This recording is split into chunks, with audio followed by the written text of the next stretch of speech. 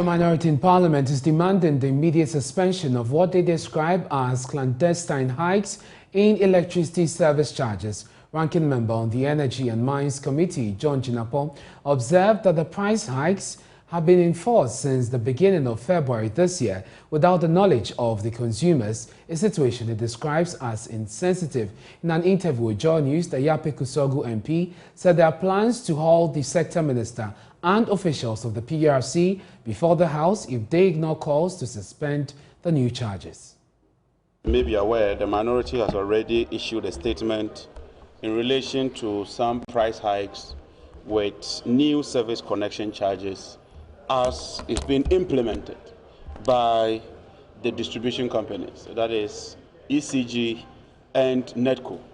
In accordance with the PURC Act, if charges or fees are going to be implemented, the PRC ought to take into account socio-economic conditions, consult consumers in particular, and other stakeholders. And when any decision on charges, fees, and its related services are adopted, same is communicated to the consumer and the general public before implementation. What we just realized is a clandestine, surreptitious, and nefarious way of adjusting these charges without recourse to due process within the electricity subsector.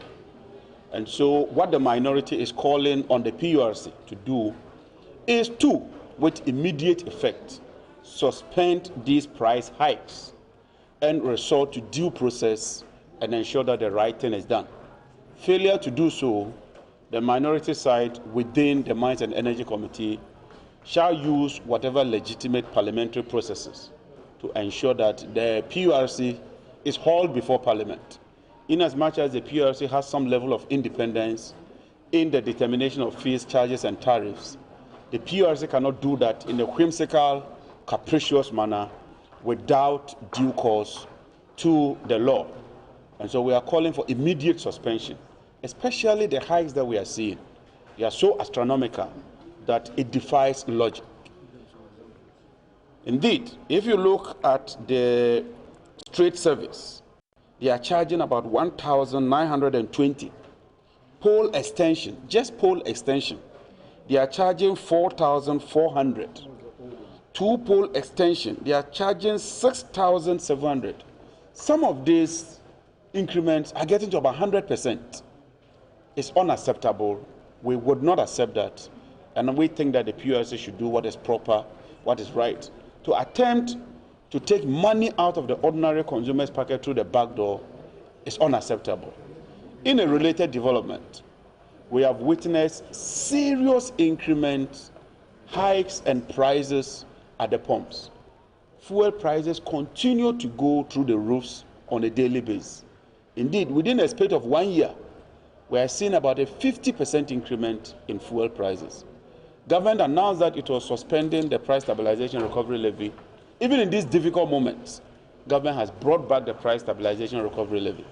It has led to untold hardship on the ordinary consumer. Drivers are complaining, commuters are complaining, ordinary workers are complaining. This has led to an inflation rate of about 13% currently. But we maintain that that option is a lazy man's option. Why do we say that? If you read the 2022 budget statement, and I refer to paragraph 287, the benchmark revenue per barrel is part at $61. Today, crude oil is over $90. Ghana is a net exporter of crude oil.